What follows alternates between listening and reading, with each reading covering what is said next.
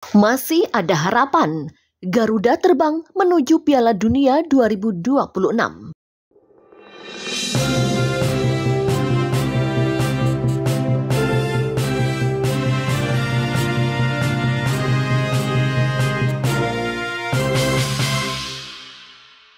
Ayo bangkit Garuda, perjuangan belum berakhir. Pertandingan pertama di ronde keempat kualifikasi Piala Dunia 2026 melawan Arab Saudi telah usai. Meski skuad Garuda harus mengakui keunggulan lawan dengan skor 2-3 di Jeddah, perjuangan para pemain di lapangan patut diapresiasi.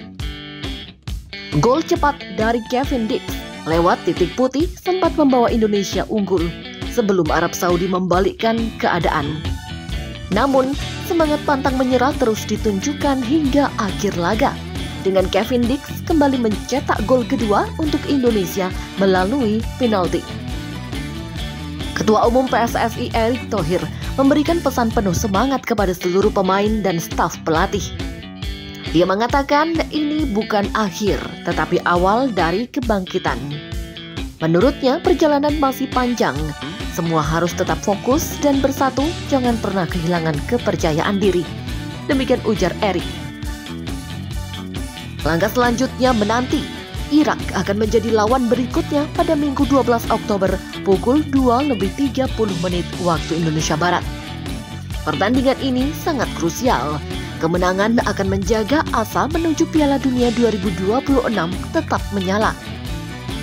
Kami mengajak seluruh pendukung sepak bola Indonesia untuk terus memberikan doa dan dukungan terbaik. Saatnya Garuda bangkit dan terbang lebih tinggi. Bersama kita bisa.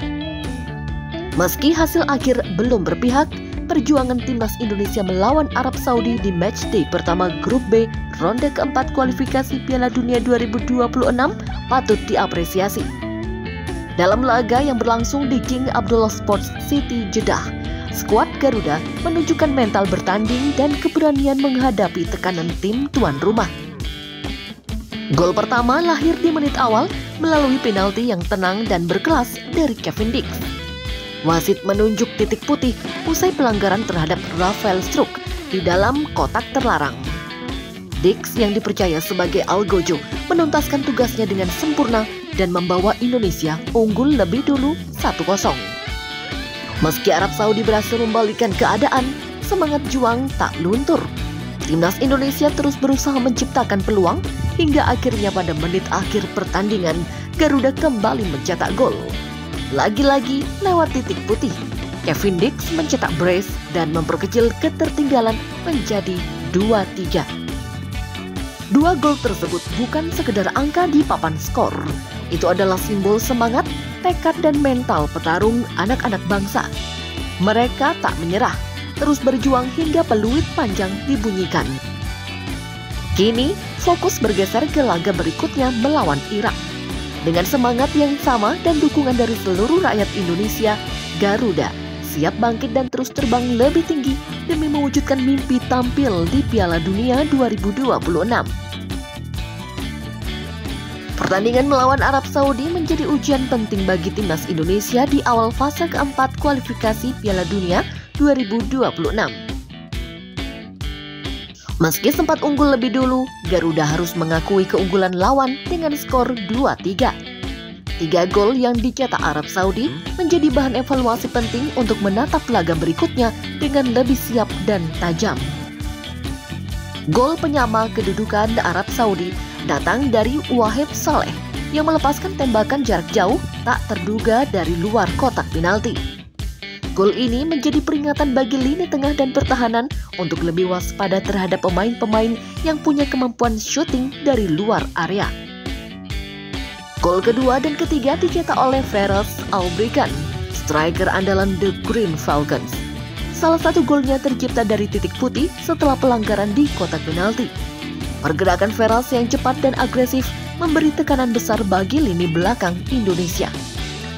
Meski kebobolan 3 gol, pertandingan ini memberi banyak pelajaran berharga. Koordinasi pertahanan, komunikasi antar lini, serta pengambilan keputusan dalam situasi krusial akan menjadi fokus utama tim pelatih jelang laga melawan Irak. Skuad Garuda telah menunjukkan karakter kuat, tak gentar, tak menyerah, dan tetap bertarung sampai akhir. Kini saatnya memperbaiki, membangun kembali kepercayaan diri, dan tampil lebih solid demi menjaga harapan ke Piala Dunia tetap hidup. Menghadapi salah satu kekuatan terbesar di Asia, pelatih timnas Indonesia, Patrick Kluivert, datang dengan rencana yang jelas dan pendekatan taktis yang matang. Laga melawan Arab Saudi bukan sekedar pertandingan pembuka di ronde keempat kualifikasi Piala Dunia 2026, tetapi juga momentum pembuktian karakter dan kesiapan Garuda bersaing di level tertinggi. Kluivert menerapkan pendekatan yang seimbang, soliditas pertahanan, dan transisi cepat ke serangan. Ia memilih formasi dasar yang fleksibel, baik dalam bertahan maupun menyerang, dengan harapan bisa meredam intensitas permainan Arab Saudi sekaligus memaksimalkan kecepatan pemain-pemain Indonesia dalam melakukan counter attack. Di sektor pertahanan, Kluivert menginstruksikan lini belakang untuk tetap kompak dan disiplin, mengantisipasi pergerakan vertikal dan kombinasi cepat dari lawan. Posisi gelandang bertahan juga dipastikan lebih dalam untuk menutup ruang tembak dari lini kedua Arab Saudi. Sementara itu di lini depan, kehadiran pemain-pemain seperti Rafael Struijk dan Sandy Walsh ditugaskan sebagai pemicu tekanan awal, merepotkan build-up lawan dan membuka ruang bagi Cavendish maupun gelandang lainnya untuk masuk ke area berbahaya. Hasilnya terlihat sejak menit awal pertandingan. Indonesia tampil percaya diri, pressing ketat di sepertiga lapangan lawan, dan berhasil menciptakan peluang emas. Hingga akhirnya menghasilkan penalti yang dikonversi Cavendish menjadi gol pembuka. Meski akhirnya laga berakhir dengan kekalahan tipis, rencana permainan Kluivert terlihat jelas dan menjanjikan. Kombinasi organisasi pertahanan dan keberanian menyerang menjadi fondasi penting untuk pertandingan selanjutnya. Evaluasi tetap dilakukan. Kluivert dan staf pelatih akan terus memperbaiki detail kecil, memperkuat mentalitas pemain, dan menyesuaikan strategi menjelang laga penting melawan Irak.